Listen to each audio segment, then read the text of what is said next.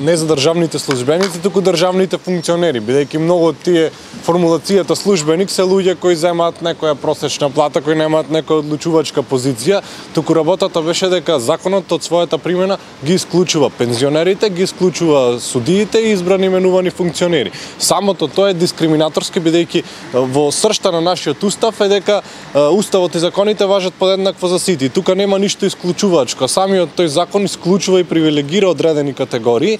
Значи, пензионерите ги привилегира, не знаеме точно по која логика, иако вака најлаички можеме да предпоставиме дека пензионерите се и онака така доста привилегирана категорија кај нас и тие се гласачко тело за секоја власт, па така и за ова, и со ова се сака да се купи нивната послушност до наредните избори. Исто и функционерите себе си се изземаат од важењето на овие законски измени, дејќи тоа е, мислам, најпарадоксално од се тие луѓе кои се одговорни, кои имаат моќта да влијаат на нашите животи, тие самите себе си се изземаат од важењето. Имаше некоја иницијатива да се оспори пред Уставен суд истиот закон, бидејќи слушаме дека е неуставен, не се однесува на сите, се однесува само на одредена категорија.